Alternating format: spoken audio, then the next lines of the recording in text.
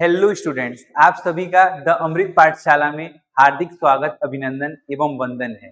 आज हम class 10 chemistry का सिलेबस डिस्कस करेंगे और ब्रीफली समझेंगे कि हमको कैसे प्लानिंग करनी है कि हम 90 प्लस 95% प्लस स्कोर करने हैं अपने बोर्ड एग्जाम्स में, चाहे वो सीबीएसई हो, यूपी बोर्ड हो।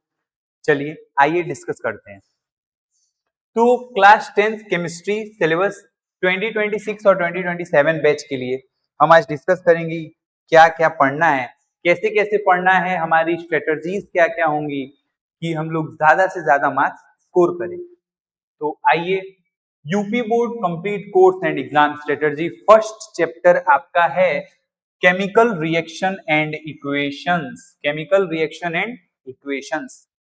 सो हम लोग ये समझेंगे कि केमिकल रिएक्शन क्या होती है, इक्वेशन क्या होती है, उसे कैसे लिखा जाता है, और बैलेंस्ड केमिकल इक्वेशन क्या होती है, या कोई भी केमिकल रिएक्शन आपने लिखी उसे बैलेंस कैसे किया जाता है, या कितने टाइप्स की केमिकल रिएक्शन होती है। मान लीजिए कुछ होती है कॉम्बिनेशन रिएक्शन, कुछ होती है डिकम्पोजिशन रिएक्शन, कुछ होती है डिस्प्लेसमेंट रिएक्शन, कुछ होती है डबल डिस्प्लेसमेंट रिएक्शन, और यहां तक कि ऑक्सीडेशन एंड रिडक्शन रिएक्शन। दूसरी चीज exothermic reaction and endothermic reaction क्या क्या होती है, हमें इन्हें समझना है। और इफेक्ट्स क्या क्या है, ऑक्सीडेशन रिएक्शन अगर हो रही है या रिडक्शन रिएक्शन हो रही है तो उसका इफेक्ट क्या है, अगर वो चीज फायदेमंद है, एडवांटेजियस है या डिसएडवांटेजियस है, क्या हो रहा है। देन कोरोजन क्या है, रेंसिडिटी क्या है, ये सब हम आज ब्रीफली समझेंगे कि कैसे कैसे हम लोगों को पढ़ना है, कैसे कैसे हम लोगों को अपनी स्ट्रेटजी बनानी है। आइए, सबसे पहले केमिकल रिएक्शन समझते हैं कि केमिकल रिएक्शन क्या होती है। केमिकल रिएक्शन तो केमिकल रिएक्शन क्या होती है? केमिकल रिएक्शन वो होती है जहां रिएक्टेंट्स मिलके कोई प्रोडक्ट बनाते हैं। क्या होती है केमिकल रिएक्शन? जहां where chemical reaction are the reactions, chemical reactions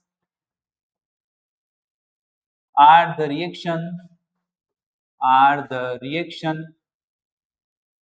reaction where reactants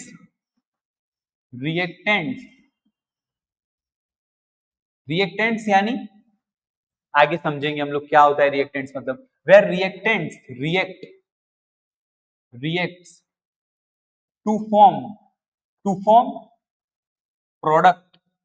यानी क्या कि जो केमिकल रिएक्शन रहती है वो चीज है जहां रिएक्टेंट्स रिएक्ट करके क्या बनाते हैं, तो प्रोडक्ट बनाते हैं। इसका एग्जाम्पल हो सकता है, ये एग्जाम्पल लिख लेंगे, Mg plus O2 gives MgO2। Okay, so अच्छा ये देखिए, ये रिएक्शन के लेफ्ट हैंड साइड वाला पार्ट है और ये रिएक्शन के राइट हैंड साइड वाला पार्ट है। तो रिएक्शन के राइट हैंड साइड वाला जो पार्ट है और लेफ्ट हैंड साइड वाला जो पार्ट है, इसको हम लोग कुछ भी नहीं बोल देंगे, इसका एक पर्टिकुलर नाम है। तो लेफ्ट हैंड साइड वाले को हम लोग क्या बोलेंगे? लेफ्ट हैंड साइड वाले का नाम होता है रिएक्टेंट्स। क्या नाम होता है इसका? रिएक्टेंट्स। और जो राइट हैंड साइड पे है इसको हम लोग क्या क्या कहते हैं? इसको हम लोग कहते हैं प्रोडक्ट्स। अच्छा, एक चीज और समझेंगे, इस एरो का बहुत बड़ा महत्व है। इस एरो को हम लोग कहते हैं रिएक्शन एरो, और ये इस साइड अगर है तो रिएक्शन फॉरवर्ड रिएक्शन है, अगर ये इस साइड है तो ये रिवर्स रिएक्शन है, अगर ये ऐसे है तो ये फॉरवर्ड रिएक्शन भी है और रिवर्स रिएक्शन भी है। यानी रिएक्टेंट रिएक्ट भी हो रहा है और प्रोडक्ट वापस रिएक्ट होकर कुछ बना दे रहा है, यानी ये फॉरवर्ड रिएक्शन हो गया, फॉरवर्ड रिएक्शन। ये बैकवर्ड हो गया, ये फॉरवर्ड है, ये बैकवर्ड है। और ये क्या है? ये एक साइंटिस्ट का नाम आप लोग फर्दर क्लासेस में पढ़ेंगे जिसको कहा जाता है ली शेटेलियर प्रिंसिपल, जहां रिएक्शन वाइस वर्सा होती रहती है, कंटिन्यू होती रहती है, ठीक। तो हम लोगों ने क्या क्या समझा कि केमिकल रिएक्शन क्या होती है, ये हमने समझा। उसे कैसे लिखा जाता है, तो उसे इसी फॉर्म में लिखा जाता है, रिएक्टेंट्स लेफ्ट हैंड साइड और प्रोडक्ट राइट हैंड साइड, इसको ऐसे लिखा जाता है। और हमने क्या समझा, उसे बैलेंस कैसे करना है। तो देखिए आप लोग, ये देखिए यहाँ मैग्नीशियम का एक मॉलिक्यूल है, Mg मतलब मैग्नीशियम, Mg मतलब मैग्नीशियम, मैग्नीशियम। तो मैग्नीशियम का यहाँ एक मॉलिक्यूल है, जबकि ऑक्सीजन का यहाँ दो मॉलिक्यूल है। और अगर इसी यही रिएक्शन जब फर्दर प्रोसीड करती है तो हमको प्रोडक्ट मिलता है, जिसमें मैग्नीशियम का फिर से एक मॉलिक्यूल है और ऑक्सीजन के दो मॉलिक्यूल हैं। तो यहाँ रिएक्शन बैलेंस्ड है, यहाँ एक मॉलिक्यूल इसका, दो मॉलिक्यूल इसके, यहाँ एक मॉलिक्यूल Mg का, यहाँ दो मॉलिक्यूल ऑक्सीजन के। तो ये बैलेंस्ड है। अगर हमको बैलेंस करना होगा तो हम फर्दर लेक्चर्स में देखेंगे कैसे रिएक्शन को बैलेंस किया जाता है। देन हाँ, टाइप्स ऑफ केमिकल रिएक्शन कौन कौन सी होती हैं, तो combination reaction, decomposition reaction, displacement reaction. तो यहां आप देखिए कि मैग्नीशियम जो है, मैग्नीशियम जो है वो किसके साथ कंबाइन हो रहा है, magnesium combines with oxygen, magnesium combines with oxygen, oxygen to produce, to produce, to produce क्या, क्या प्रोड्यूस कर रहा है, to produce MgO2, magnesium oxide दे रहा है। मैग्नीशियम ऑक्सीजन के साथ कंबाइन करके क्या दे रहा है, मैग्नीशियम ऑक्साइड दे रहा है। इसी को हम लोग क्या कहते हैं, इसी को हम लोग ध्यान से समझिएगा, कहते हैं combination reaction,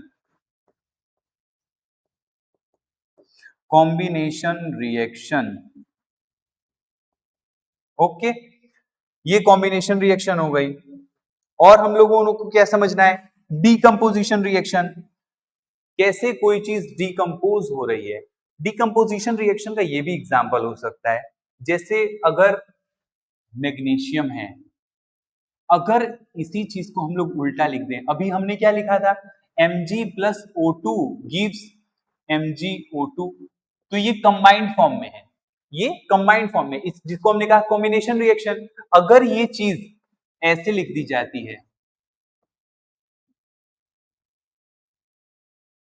Mg plus O2, तो ये क्या हो जाएगा, डीकंपोजिशन रिएक्शन। ये कॉम्बिनेशन रिएक्शन हो गया, जहां की कंबाइन हो रहा है मैग्नीशियम ऑक्सीजन के साथ, कॉम्बिनेशन रिएक्शन। और यहां ये क्या हो गया, ये डिकम्पोज हो गया, ये कॉम्बिनेशन रिएक्शन है, कॉम्बिनेशन रिएक्शन। ये डिकम्पोजिशन रिएक्शन हो गई।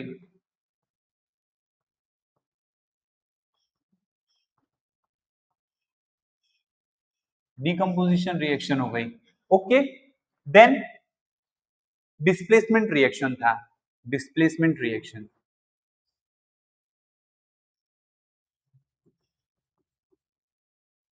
डिस्प्लेसमेंट रिएक्शन, अच्छा डिस्प्लेसमेंट रिएक्शन ये होता है, डिस्प्लेसमेंट रिएक्शन क्या होता है, डिस्प्लेसमेंट रिएक्शन ये होता है जहां एक एलिमेंट दूसरे एलिमेंट को उसकी जगह से रिप्लेस कर देता है।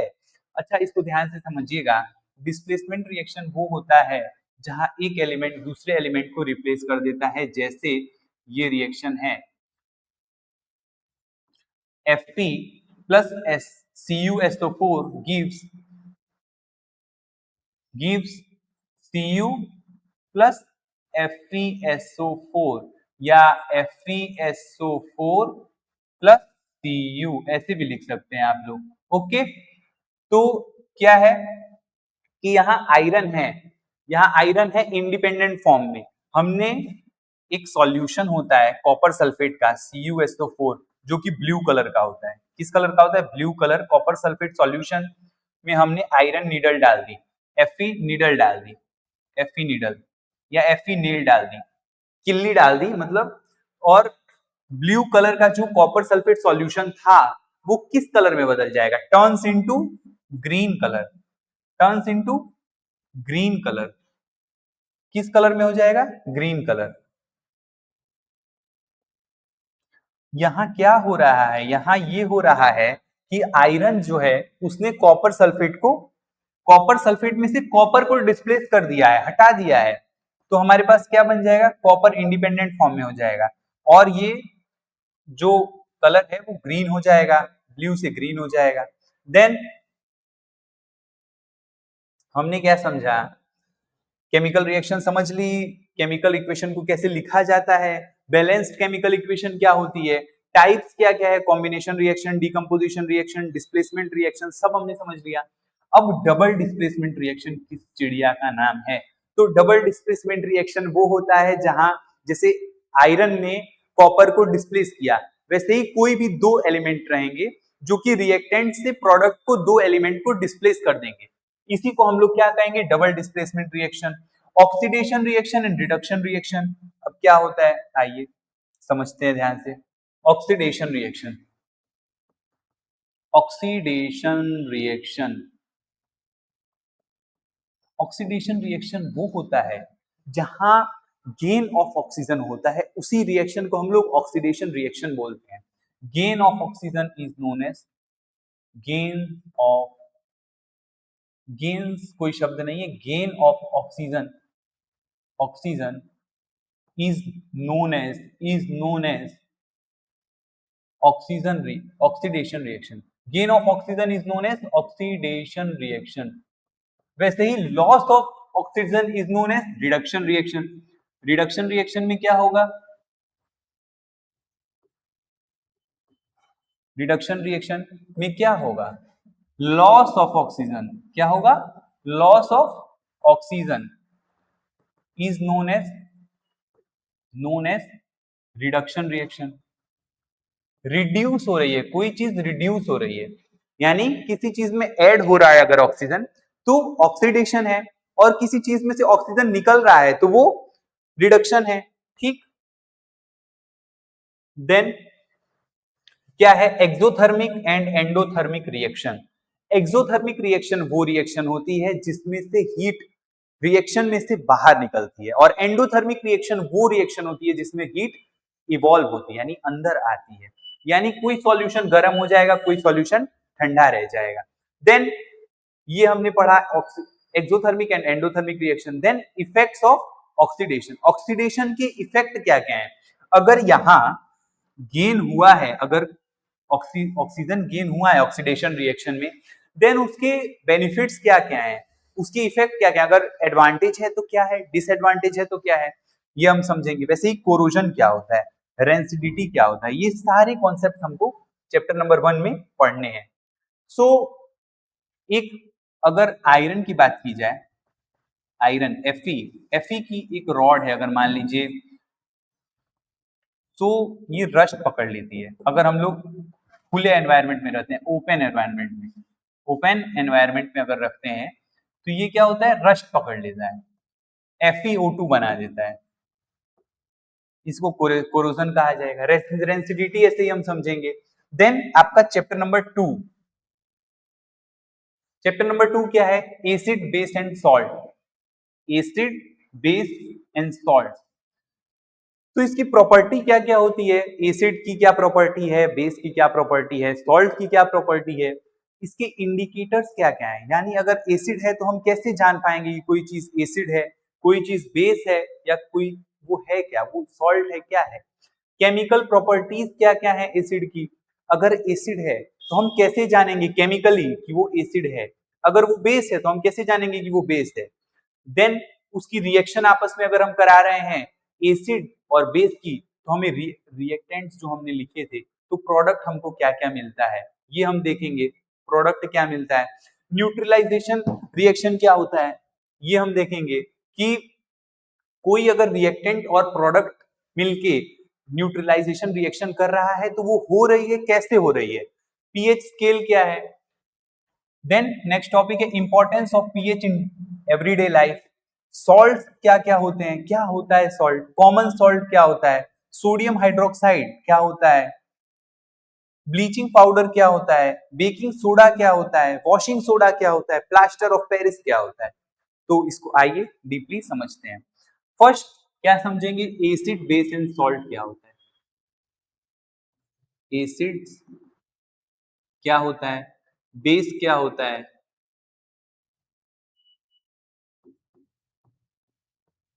एंड सॉल्ट क्या होता है। सो एसिड वो चीज है, ऐसा सब्सटेंस है जो कि पानी के साथ रिएक्शन करके क्या देता है, H प्लस आयंस देता है। द substance which gives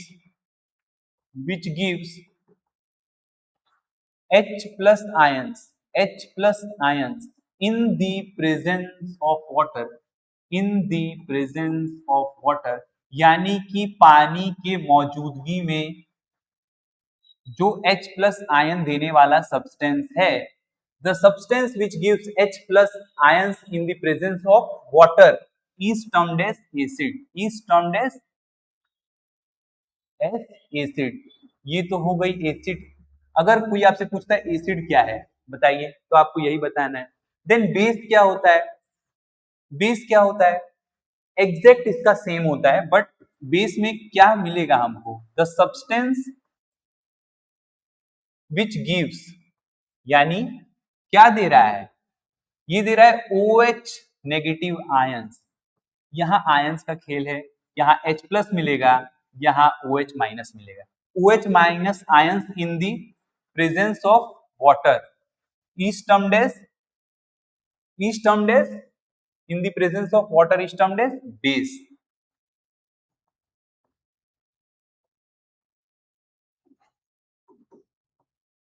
ऐसे ही सॉल्ट क्या है, तो सॉल्ट वो चीज है, हम सॉल्ट को डिफाइन ऐसे भी कर सकते हैं कि जो न्यूट्रलाइजेशन रिएक्शन आप लोग पढ़ेंगे, न्यूट्रलाइजेशन रिएक्शन क्या होती है, न्यूट्रलाइजेशन रिएक्शन वो रिएक्शन होती है जिसमें एसिड और बेस मिलके सॉल्ट एंड वाटर का प्रोडक्शन करते हैं।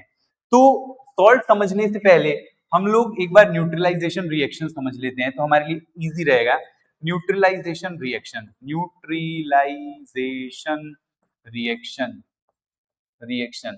तो न्यूट्रलाइजेशन रिएक्शन में क्या होता है, when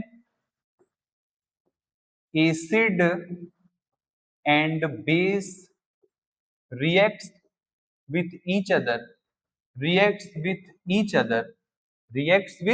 each other to produce produce salt and water, to produce salt and water is known as is termed as neutralisation reaction.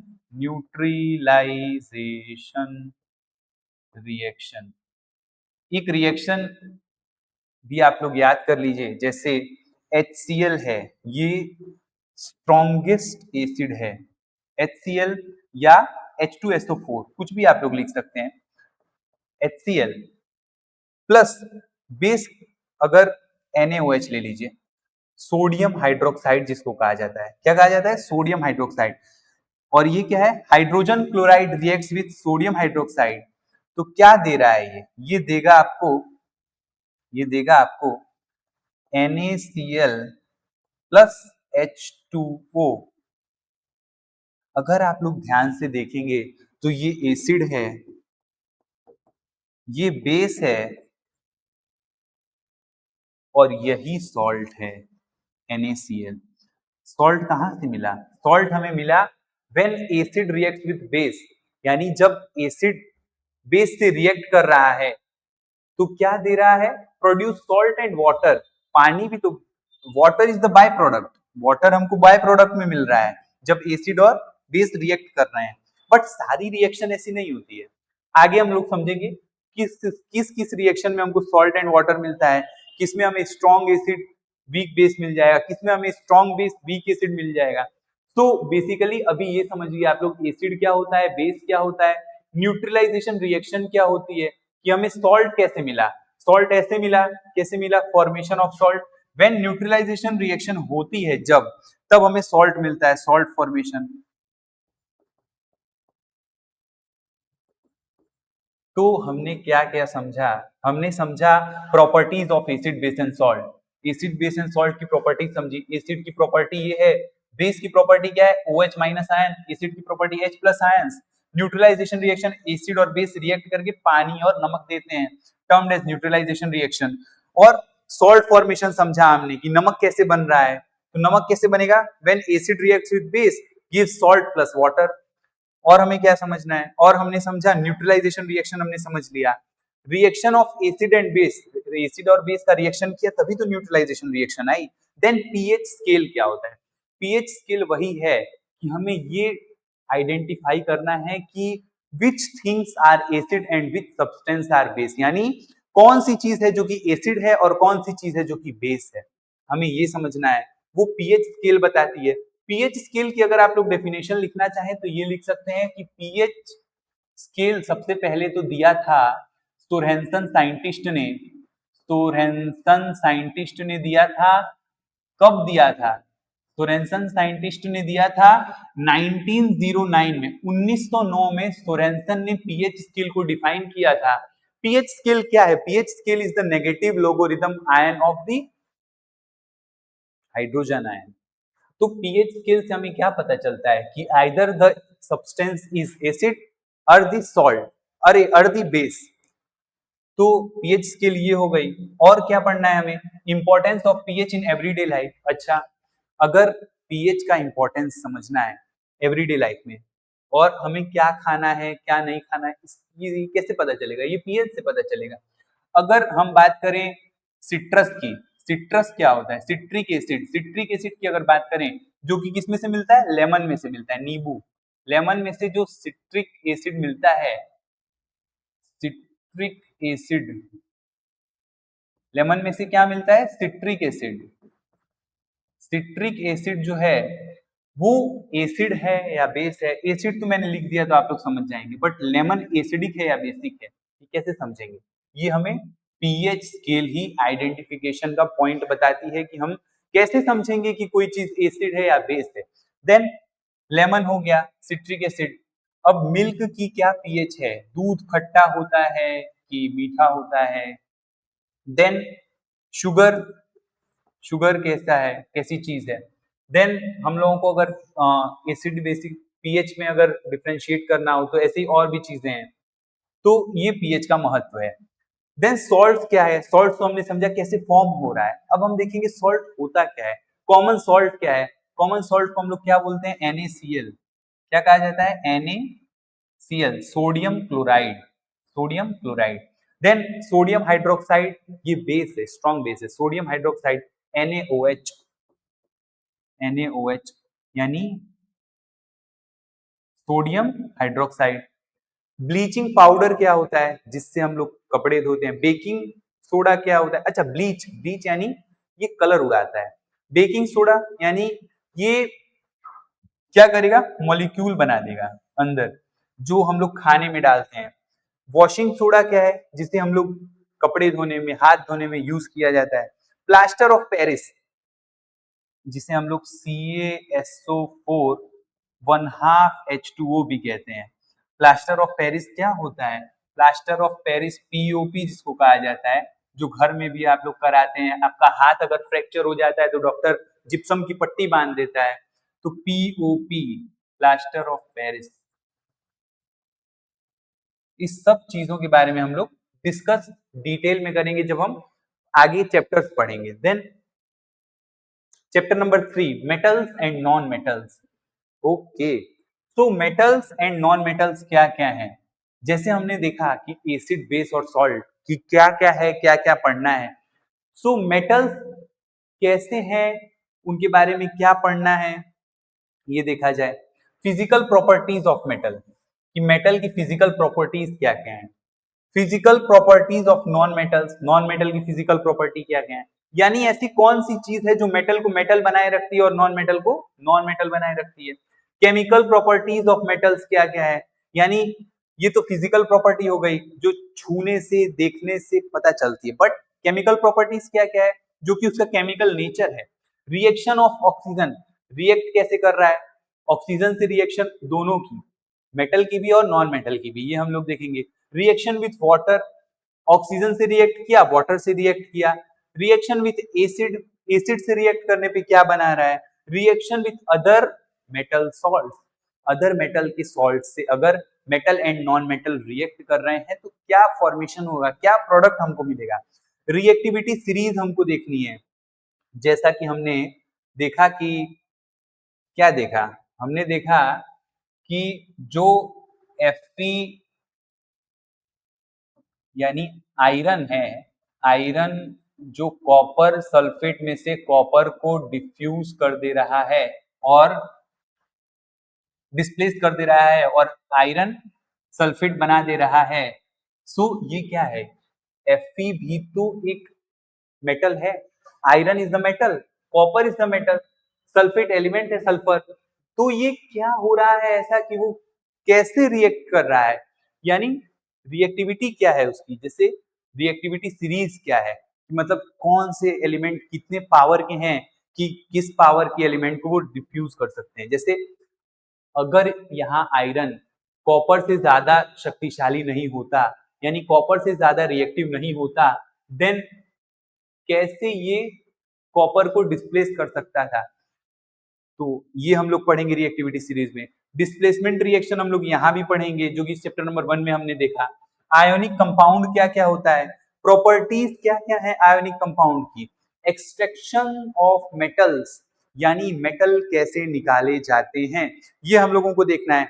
Okay, then minerals and or क्या क्या होते हैं, किस चीज में से मिनरल मिलता है, किस चीज में से ओर मिलता है, कहाँ से हम उसका उद्गम स्थान है, कहाँ से हम उसको पा रहे हैं, कितने रेशियो में पा रहे हैं, ये सारी चीजें हम समझेंगे मिनरल्स एंड ओर्स में। मेटलर्जी क्या होती है, रिफाइनिंग ऑफ मेटल्स क्या होता है, ये सब डिटेल में पढ़ना है। कोरोजन एंड प्रिवेंशन, एलॉयज क्या क्या होते हैं, प्रिवेंशन यानी बचाव, एलॉयज मतलब कि क्या क्या ऐसे एलिमेंट्स को हम लोग जोड़ेंगे, जैसे सोडियम एमालगम बनता है, एमालगम बनाता है। आपने देखा होगा कार के व्हील्स में हम लोग एलॉय का यूज करते हैं, किस लिए, due to prevent its corrosion. यानी जब हमने देखा था कि आयरन जो है Fe वो अगर ऑक्सीडेशन कर ले रहा है तो FeO2 बनाएगा, क्या बनाएगा, FeO2 बनाएगा, जबकि एक्सपोजर में है तो, एक minute, Fe gives FeO2 when exposed to air। तो ये इसको कैसे बचाया जाए, आयरन को ऑक्सीजन से रिएक्ट करने से कैसे बचाया जाए, तो ये बचाएगा, एलॉय बचाएगा, इसको एलॉय बचाएगा। Then chapter number 4, carbon and its compound and most important chapter of chemistry, और पूरे साइंस का सबसे इंपॉर्टेंट चैप्टर यही है आपके सीबीएसई का और यूपी बोर्ड का। तो कार्बन बॉन्डिंग कैसे होती है, क्या कार्बन क्या है, पहले तो carbon is element which is tetravalent, यानी कि जो 4 वैलेंसी को लिए हुए है, जिसमें 4 एलिमेंट कंबाइन हो सकते हैं एक साथ। अब बॉन्डिंग कैसी हो रही है कार्बन की, टेट्रावेलेंसी क्या है, यानी कि 4 इलेक्ट्रॉन का भूखा है ये। कैटनेशन क्या होता है, कैटनेशन यही है, जैसे टेट्रावेलेंसी है कि 4 एलिमेंट की भूख लगी है इसको, तो 4 एलिमेंट के साथ कॉम्बिनेशन करने की प्रॉपर्टी को ही कैटनेशन कहा जाता है। कोवेलेंट बॉन्ड क्या होती है, यानी जिस भी बॉन्ड से ये जुड़ेगा, एक बॉन्ड है, 2 बॉन्ड है, सिग्मा बॉन्ड है, पाई बॉन्ड है, ये सब हम लोग डिटेल में समझेंगे। प्रॉपर्टीज क्या क्या है कोवेलेंट बॉन्ड की, single covalent bond, double covalent bond, triple covalent bond, कौन सी बॉन्ड कितनी शक्तिशाली है ये हम लोग समझेंगे। कंपाउंड्स क्या क्या होते हैं, हाइड्रोकार्बन्स क्या क्या होते हैं, सैचुरेटेड एंड अनसैचुरेटेड कंपाउंड्स क्या क्या हैं, होमोलॉगस सीरीज के बारे में हमें पढ़ना है। और क्या पढ़ना है, नोमेनक्लेचर पढ़ना है कि कार्बन के कंपाउंड हैं, अगर कार्बन जुड़ रहा है एक दूसरी चीजों से तो उसके हम नाम क्या कर रखेंगे, उसी को नोमेनक्लेचर कहा जाता है, नामांकन of carbon compound. Functional group क्या क्या होते हैं, केमिकल प्रॉपर्टीज क्या क्या है कार्बन एंड कंपाउंड की। Then combination, compound combustion, combustion क्या होता है, कंबशन यानी होता है जलना, कैसे कोई चीज जल रही है। ऑक्सीडेशन, यहाँ वापिस आया, ऑक्सीडेशन क्या था, ऑक्सीडेशन वही चीज थी जहां गेन ऑफ ऑक्सीजन हो रहा है, उसी को हम लोग ऑक्सीजन ऑक्सीडेशन कह रहे थे। Reduction reaction, additional addition reaction, यानी वापिस वही चीज है जो कॉम्बिनेशन में थी। देन अगर कोई चीज किसी में ऐड हो रही है तो उसे क्या कहेंगे, addition, additional reaction. Substitution reaction, कोई चीज अगर किसी में से निकल रही है तब उसे सब्सटीट्यूट कहते हैं। सब्सटीट्यूट यानी निकलना, एडिशन यानी जुड़ना, ऐड इसको ऐसे भी समझ सकते हैं, एडिशन यानी ऐड, सब्सट्रैक्शन मतलब सब्सट्रैक्शन, सब्सटीट्यूशन मतलब सब्सट्रैक्शन। सब्सट्रैक्शन मतलब निकलना होता है, एडिशन मतलब जुड़ना होता है। देन इथेनॉल क्या है, इथेनोइक एसिड क्या है, सोप क्या होता है, डिटर्जेंट क्या होता है, और मिसल्स क्या होते हैं। सारी चीजों को हमें बहुत अच्छे से ब्रीफली और पूरे ईमानदारी के साथ पढ़ना है। Then chapter number 5, periodic classification of elements, यानी जो आपने देखा होगा एक कुछ ऐसी सी चीज रहती है, हाँ ये यही है पीरियोडिक टेबल। ये पीरियोडिक टेबल को हम लोग कैसे क्लासिफाई करेंगे, कैसे देखेंगे कि इसे इसे कैसे पढ़ा जाता है। इसमें जैसे हमने देखा कि मैग्नीशियम रिएक्ट कर रहा है, कैल्शियम रिएक्ट कर रहा है किसी चीज से, तो ये है एलिमेंट, ये कैसे एक दूसरे से रिएक्ट कर रहा है। या अगर मैग्नीशियम ऑक्सीजन के साथ रिएक्ट कर रहा है, ऑक्सीजन कहाँ है, 8 नंबर पे ये रहा, तो ऑक्सीजन के साथ कैसे रिएक्ट कर रहा है, हाइड्रोजन ऑक्सीजन के साथ कैसे रिएक्ट कर रहा है, कोई चीज एसिड कैसे कहलाती है, कोई चीज बेस कैसे कहलाती है, कोई चीज सॉल्ट कैसे फॉर्म हो रहा है, ये सारी चीजें हमें पीरियोडिक टेबल ऑफ एलिमेंट्स से पता चलेंगी कि सारे एलिमेंट्स का कैरेक्टरिस्टिक कैसा है। यानी हाइड्रोजन है तो हाइड्रोजन का कैरेक्टरिस्टिक क्या है, हीलियम है तो हीलियम का कैरेक्टरिस्टिक क्या है। अच्छा एक चीज और, पीरियोडिक टेबल जो हम लोग देख रहे हैं, तो एक चीज ध्यान रखिएगा कि जो ऊपर से नीचे की तरफ हम लोग अगर देखते हैं, boron, aluminium, gallium, indium, thallium और निहोनियम, तो जो ऊपर से नीचे की तरफ देखेंगे तो हम लोग इसको ग्रुप्स कहते हैं, ग्रुप्स। और अगर हम लोग हॉरिजॉन्टली देखेंगे तो इसे पीरियड्स कहते हैं, पीरियड। ओके, देन अगर हम लोग कहेंगे कि एस ब्लॉक का एलिमेंट है, पी का है, डी का है, एफ का है, सो ये तो डिटेल में हो गया ज्यादा, लेकिन हम लोगों को पीरियड पढ़ना है, ग्रुप्स पढ़ना है कि कैसे कैसे हम लोग आगे समझते हैं। सो क्या क्या है, अब टॉपिक गो थ्रू करते हैं स्टार्टिंग से। हमने देखा पीरियोडिक क्लासिफिकेशन ऑफ एलिमेंट में क्या क्या पढ़ना है, तो फर्स्ट है need for classification of elements. क्यों नीड है, बताया हमने कि सारे एलिमेंट्स की कैरेक्टरिस्टिक जानने की हमारी नीड है, कि अगर मेटल है, हमने जो पहले चैप्टर पढ़ा है मेटल एंड नॉन मेटल्स, तो वो क्यों मेटल है और क्यों नॉन मेटल है, यानी अगर कोई कैरेक्टर शो कर रहा है मेटल का तो वो क्यों मेटल का कैरेक्टर शो कर रहा है, क्यों नॉन मेटल का कैरेक्टर शो कर रहा है। Then early attempts of classification, यानी कि मेंडल से पहले, मेंडल कह रहे हैं, मेंडलीव से पहले इसने किसने क्लासिफाई करने की कोशिश की पीरियोडिक टेबल को, तो डॉबेनियर ट्रेट्स क्या क्या हैं, कि उनके लक्षण क्या क्या है डॉबेनियर ट्रेट्स के। न्यूलैंड्स लॉ ऑफ ऑक्टेव क्या है, कि मतलब ऑक्टेव कंप्लीट करने के लिए अगर कार्बन है, हमने पहले चैप्टर पढ़ा carbon and its compound, carbon है तो कार्बन क्यों अपनी वैलेंसी कंप्लीट करना चाह रहा है, क्यों अपना ऑक्टेव कंप्लीट करना चाह रहा है, ये न्यूलैंड और ऑक्टेव में पढ़ना है। मेंडलीव पीरियोडिक टेबल पढ़ना है। मॉडर्न पीरियोडिक लॉ क्या है, मॉडर्न पीरियोडिक लॉ ये हम पढ़ेंगे डिटेल में, मॉडर्न पीरियोडिक टेबल पढ़ेंगे डिटेल में। देन ग्रुप्स एंड पीरियड्स, जैसे हमने आपको बताया कि ग्रुप्स अगर ऊपर से नीचे अगर एलिमेंट को देखेंगे तो ये है ग्रुप्स, और हॉरिजॉन्टली अगर एलिमेंट्री टेबल को देखेंगे, पीरियोडिक टेबल को देखेंगे, क्लासिफाई करेंगे तो उसे पीरियड्स कहेंगे। इलेक्ट्रॉनिक कॉन्फ़िगरेशन क्या होती है, मोस्ट इंपॉर्टेंट, इलेक्ट्रॉनिक कॉन्फ़िगरेशन क्या है, वैलेंसी क्या है, इलेक्ट्रॉनिक सब डिटेल में अभी डिस्कस करते हैं। इलेक्ट्रॉनिक कॉन्फ़िगरेशन क्या है, वैलेंसी क्या है, एटॉमिक साइज क्या है, एटॉमिक साइज यानी कौन सा एलिमेंट कितना बड़ा है और कौन सा एलिमेंट कितना छोटा है, ये समझेंगे। Then metallic and non metallic characters, ऐसे कौन से कैरेक्टर हैं जो मेटल को मेटल बनाए रख रहे हैं और ऐसे कौन से कैरेक्टर्स हैं जो मेटल को नॉन मेटल बनाए रख रहे हैं, ये समझना है।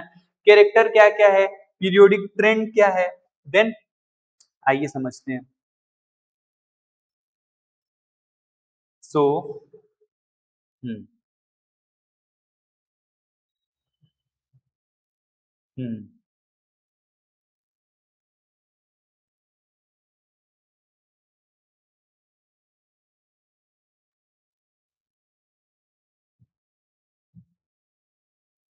तो हमने देखा कि जब हम वर्टिकली मूव करते हैं, vertically movement in movements in periodic table classify क्या क्लासिफाई कर रहा है? ग्रुप्स क्लासिफाई कर रहा है, किस ग्रुप का एलिमेंट है। और हॉरिजॉन्टली हॉरिजॉन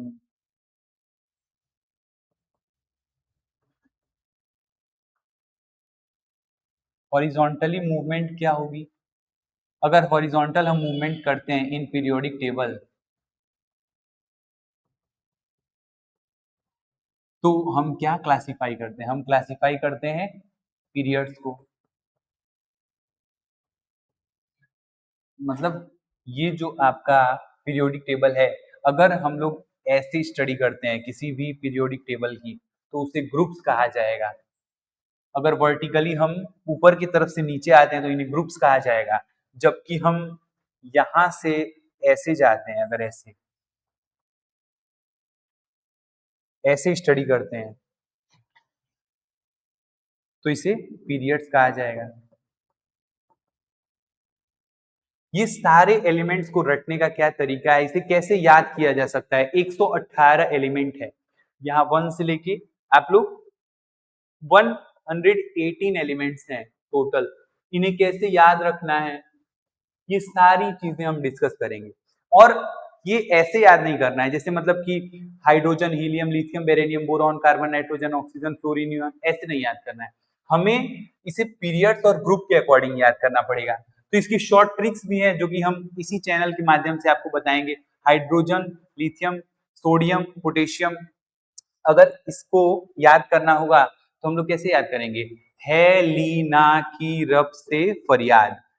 लीना की किससे फरियाद है? रब से फरियाद है। तो केमिस्ट्री को याद करना ज्यादा जरूरी है समझने से। तो अगर hydrogen, lithium, sodium, potassium, rubidium, caesium, francium, ऐसे ही ये एस ब्लॉक है। हाँ, ये एस ब्लॉक है। एस ब्लॉक नहीं समझना है, बस ये समझिए कि इसको कैसे याद करना है। देन हमको ग्रुप्स एंड पीरियड्स हमने देख लिया। इलेक्ट्रॉनिक कॉन्फ़िगरेशन, वैलेंसी क्या होती है? Electronic configuration, electronic configuration configuration अगर कोई एलिमेंट है, समझिए हाइड्रोजन ही ले लीजिए, या हाइड्रोजन ज्यादा छोटा हो जाएगा तो हीलियम ले लीजिए। तो अगर हम एटम का स्ट्रक्चर बनाते हैं तो सबसे पहले तो उसमें प्रोटॉन होता है, पॉजिटिव चार्ज प्रोटॉन। देन इसके बाहर में न्यूक्लियस होगा। यही न्यूक्लियस और प्रोटॉन सटे हुए ही रहते हैं, ऑलमोस्ट कोलैप्स रहते हैं। ये क्या है? इलेक्ट्रॉनिक कॉन्फ़िगरेशन है। तो इसमें कितने इलेक्ट्रॉन होंगे? अगर हाइड्रोजन है तो यहाँ एक इलेक्ट्रॉन होगा, एक इलेक्ट्रॉन होगा। अगर ये हीलियम है, प्रोटॉन यहाँ एक ही होगा। अगर हम हाइड्रोजन बनाएंगे तो हीलियम है तो यहाँ 2 इलेक्ट्रॉन रहेंगे। यही हमें समझना है कितने, कैसे इलेक्ट्रॉनिक कॉन्फ़िगरेशन को हमें शो करना है। देन अगर वैलेंसी की बात करें, वैलेंसी मतलब क्या होता है? कमी। वैलेंसी वैलेंसी मतलब होता है वैलेंट। वैलेंसी शब्द लिया गया है वैलेंट शब्द से। वैलेंट वैलेंट मतलब कमी, शॉर्ट लिस्टिंग। वैलेंसी कैसे है? अगर जैसे कार्बन है, कार्बन किस नंबर का एलिमेंट है? Hydrogen, helium, lithium, beryllium, boron, carbon 6 number.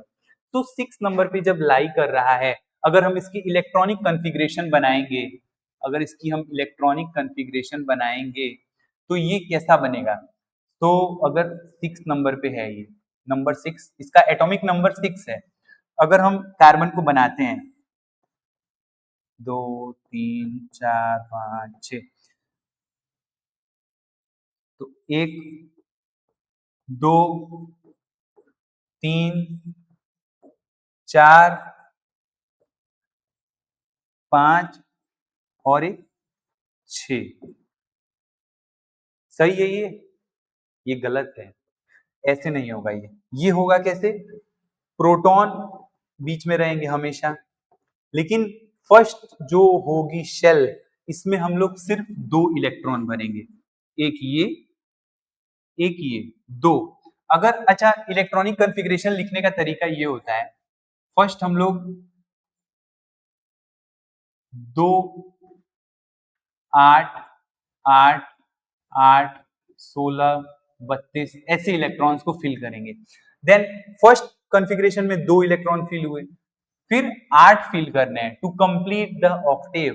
तो 8 फिल करने हैं, लेकिन इसके पास 6 है तो 4 बचा, 2 पहले आ गया, तो 1 2 3 4 इलेक्ट्रॉन ये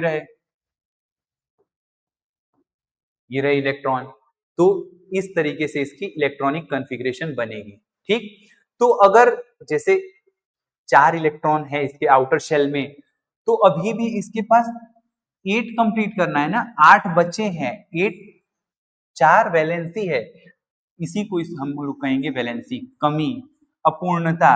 तो कार्बन अगर कभी भी बॉन्ड बनाएगा तो 4 बॉन्ड बनाता है, इसीलिए 4 इलेक्ट्रॉन, 4 किसी भी मेटल के साथ कंबाइन होगा, अगर H हाइड्रोजन से ही कंबाइन हो रहा है तो 4 हाइड्रोजन एटम के साथ कंबाइन होगा।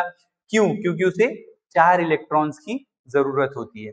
तो ये था हमारा केमिस्ट्री का 5 चैप्टर का ब्रीफ सिलेबस। हमें अब ये देखेंगे हम कैसे तैयारी करनी है कि हम ज्यादा से ज्यादा बोर्ड एग्जाम प्रिपरेशन में स्ट्रेटेजिकली हाईएस्ट मार्क्स स्कोर करें एज द स्टूडेंट ऑफ अमृत पाठशाला। कॉन्सेप्ट बिल्डिंग, हमें कॉन्सेप्ट बनाने हैं कि किस कॉन्सेप्ट को हमें सबसे ज्यादा ध्यान देना है। जैसे हमने बताया carbon and its compound, carbon and it's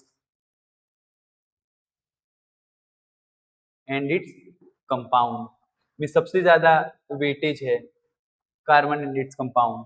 उसको कैसे पढ़ना है, उसकी कॉन्सेप्ट कैसे बनानी है। Understanding every topic clearly before memorising it.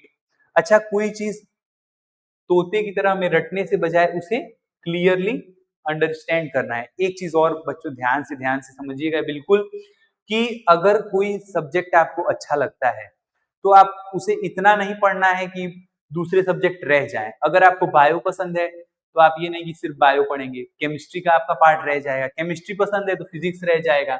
लेकिन हमें सबसे पहले क्या ध्यान रखना है कि इंपॉर्टेंट थिंग्स को पहले मेमोराइज करना है। इसी पॉइंट के साथ आप ये भी ध्यान रखेंगे इंपॉर्टेंट रिएक्शंस क्या क्या है, उन्हें हम लोग लर्न करेंगे। Learn all important chemical equations, correct conditions. Correct conditions क्यों यहाँ लिखा है? क्योंकि हमें बैलेंस्ड फॉर्म में और अनबैलेंस्ड फॉर्म में, सारे फॉर्म में याद करनी है अच्छे से। फॉर्मूला एंड डेफिनेशंस क्या क्या हैं। Prepare a separate revision for formulas, definition and important terms. अगर मैं आपको एक चीज सजेस्ट करना चाहूँ तो ये करूंगा कि प्लीज एक फॉर्मूला की नोटबुक बना लीजिए, ताकि आपको जो भी जैसे भी ये है, जैसे कॉम्बिनेशन रिएक्शन है,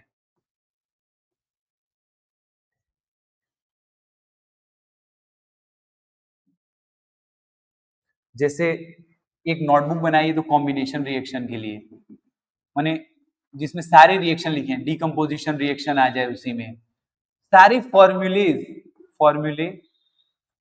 एंड फॉर्मूला, फॉर्मूले एंड फॉर्मूला में अंतर है, फॉर्मूला लिख लीजिए और ऐसे उसको मेमोराइज करिए।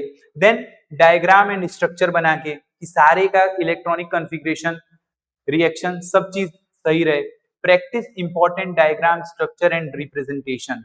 ये बायो के लिए भी है, ये फिजिक्स के लिए भी। अगर आपको हार्ट का डायग्राम बनाना है तो आप देखने तो जाएंगे नहीं कहीं से, तो माने केमिस्ट्री की बात नहीं है, ये सारे एग्जाम की प्रिपरेशन के लिए है।